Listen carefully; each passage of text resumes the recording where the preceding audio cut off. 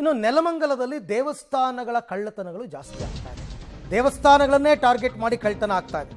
ದೇವಸ್ಥಾನದಲ್ಲಿನ ಹುಂಡಿ ಹೊಡೆದು ಹಣ ಕಳವು ಮಾಡ್ತಾ ಇರ್ತಕ್ಕಂಥದ್ದು. ಲಕ್ಷ್ಮೀ ವೆಂಕಟರಮಣ, ಭೂವರಾಹಸ್ವಾಮಿ, ನವಗ್ರಹ ದೇವಸ್ಥಾನಗಳಲ್ಲಿ ಹಣವನ್ನು ಕದ್ದಿದ್ದಾರೆ ಕಳ್ಳರು. ಭೈರವೇಶ್ವರ ನಗರದ ದಾದಾಪೀರ್ ಲೇಔಟ್ನಲ್ಲಿರ್ತಕ್ಕಂಥದ್ದು ಈ ದೇವಸ್ಥಾನಗಳು.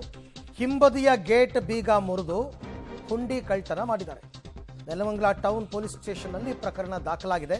ಅಂದರೆ ಇವರು ಟಾರ್ಗೆಟ್ ಮಾಡಿರೋದು ದೇವಸ್ಥಾನಗಳನ್ನು.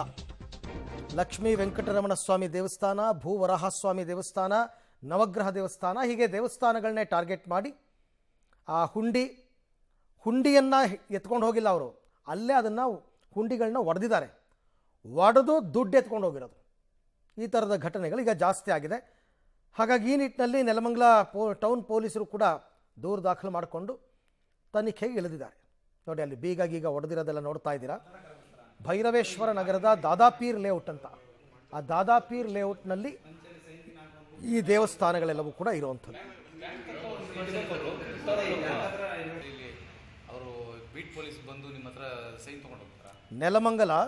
ನೆಲಮಂಗಲದ ಕೆಲವು ದೇವಸ್ಥಾನಗಳನ್ನು ಟಾರ್ಗೆಟ್ ಮಾಡಿ ಇತ್ತೀಚೆಗೆ ಬ್ಯಾಕ್ ಟು ಬ್ಯಾಕ್ ಅನ್ನೋ ಹಾಗೆ ಕಳ್ಳತನಗಳು ನಡೆದಿದೆ.